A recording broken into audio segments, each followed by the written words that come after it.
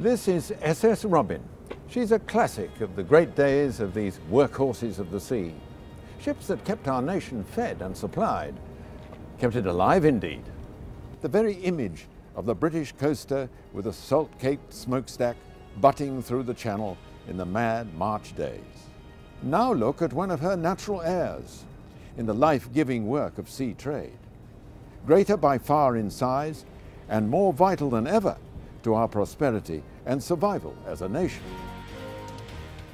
Overwhelmingly impressive as they are, these great ships form just one link in a chain. A great chain of trade, of business stretching around the world from British ports, delivering 95% of the goods we use. The food we eat, the petrol that drives our cars, the gas that lights and heats our homes and powers industry. And every link of that chain, forged by our maritime industry, must hold and bear an even strain, each as strong as the other, or the worldwide links on which our life as a nation depends will fail, and we with it. The chain starts here, with the preparation of shipping orders by a veritable regiment of professionals, shipping agents, freight forwarders, and cargo brokers, who make sure the goods that are wanted go where they're meant to go without fail. Brokers are a critical ingredient. We're the lubricant for the maritime industry. We're there to make sure the right ships come to the right ports at the right time, bringing the enormous cargo which the UK requires. There are something like 5,000 brokers working out of London, and of those 40-50 major companies will all have offices in the major areas of the world, the shipping areas of the world, the areas where the raw materials are. Places like Australia, China, India, Hong Kong, Brazil and Singapore. The total income generated by these brokers is something in excess of $1.5 billion annually. But this is a small percentage of what the true value of the goods coming in, which I would estimate to be something like 25 to 30 times that figure. But all parts of the chain must be made secure, which is where insurers like Lloyd's are vital. With the UK maritime sector turning over £56 billion a year. That's a lot of insurance. Global marine insurance premium is estimated to stand at 15 billion sterling. Of that, 4 billion comes from the Lloyd's and London market. That's across all class of business, hull, cargo, port liabilities. That's a huge amount of money supporting the shipping industry. This is the Bristol Port Company, another vital link in the great chain, and a major modern port.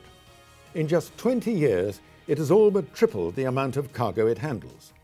Close to £500 million of investment has transformed the 2,600-acre site. A kaleidoscope of cargoes comes ashore here, and not always the most obvious ones.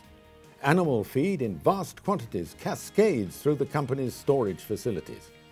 Nigh on 500,000 tonnes every year of agricultural products are handled, on their way to the fields and farms of Britain.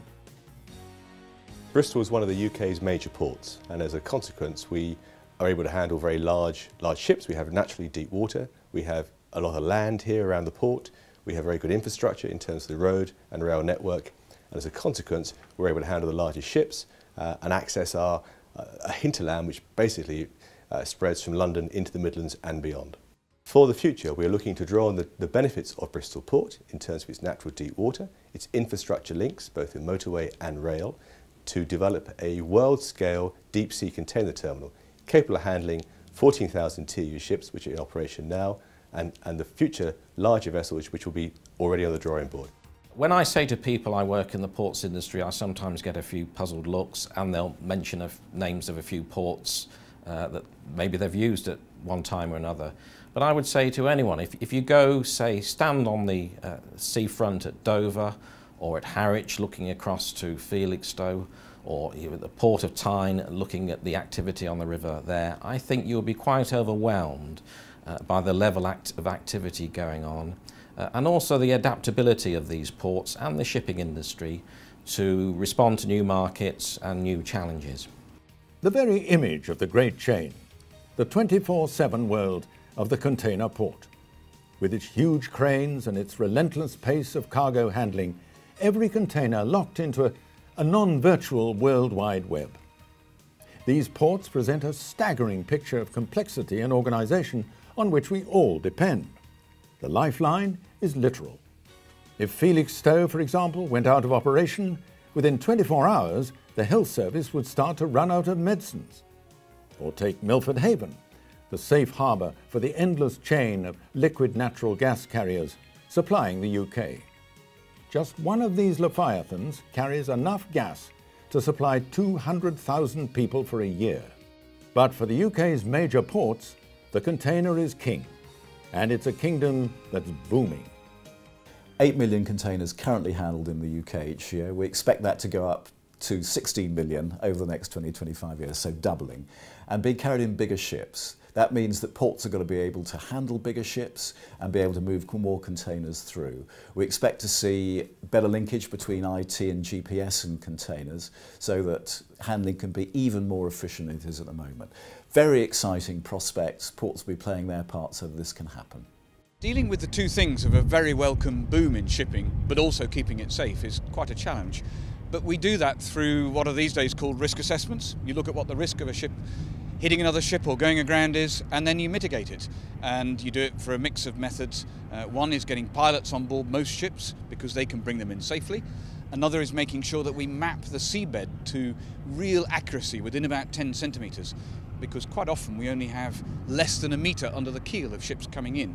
And we use modern technology like vessel traffic services systems, radar, something called AIS, which is a transponder system, so that we know exactly where ships are and can keep them apart.